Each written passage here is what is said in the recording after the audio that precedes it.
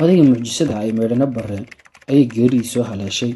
Intuu dhiman ka hor ayay rag u yimaadeen, waxayna weydiiyeen inuu u dardaarmo intuu dhiman. Waxa ay weydiiyeen, reerka ciise goormaa loo yaabaa? Meydhana ayaa ugu jawaabay, goortuu tawfiiq beelo. Maxaa keeni doona ayay ka idhaahdeen tawfiiq beelka reerka. Meydhana barre ayaa ugu jawaabay, ragga sabankaas baa magacuun ah. Raggii ayaa u celiyey, aabbow arrinka ma garane, noo faahfaahi. Meydhana ayaa hadalkii qaatay, wuxuu yidhi, hortaba waxaa laga tegi doonaa dhaxalkii, oo ninba hawshiisa ayuu garan waayey, oo wax kale oo xeerkiisa ahayn ayuu ku dhaqaaqay.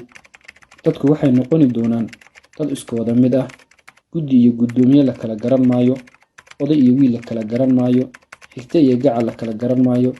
Ogaaska waagaasi dibi doobinaya oo dix daaq weyn fuqa kula jira ayuu noqoni doonaa. Naagtu halka ragga ayay joogtaa, iyadaa reerka kaa baraysa oo halkii odayga matasha. Waxaa kaloo ciisaha loo yaabaa haddii ay 4 nin oo ceeleeyihii ficil isku raacaan, haddii ay 4 nin oo hawlaqaadayhi ee xasho isku raacaan, haddii 4 nin oo holle ahi waa kasho isku raacaan, haddii 4 nin oo wardiiqihi wayse la'aan isku raacaan, haddii 4 nin oo horoonihi baqa ama fulinimo dhabarka jeedshaan, haddii 4 nin oo urweynihi ay yidhaahdaan tolkayow. Ugu dambayntii wuxuu yidhi, ilaah waa i gaadhsiinin waagay gumari geedaha ka badato, waagay garigaashaan noqoto, ninkii lahaana gardarro lagu qoro, waagay gabadhi sarar weydo, waaga gumburta higla uu tiin ka baxo, waagay ceesaanina xeer dabaasho, waagay naagana rag ka adkaadaan, waaguu geelu tiin cuno, waagay geeda gaalla ama garan waa baxo, waaguu shanguur ka lo-aad noqdo, waagay carmali caynkan dootaba ha ahaatee la cillayn waayo, waaguu geesugu noqdo ninka hanti haya.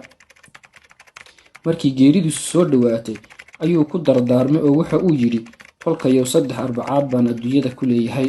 Arbacada koowaad waan xanuunsan doonaa, arbacada labaad wuu iga adkaani doonaa xanuunku, arbacada saddexaadna waan dhimani doonaa, ee adeerkay Jibilaan Xoosh meel igula aasa. Geelna ha ii doonina, 2 halaad baa ii iman doonta, mid baa fadhiisani, midna way soconi doontaa. Lo iyo adhi waxaad doontiin iska soo kaxaysta.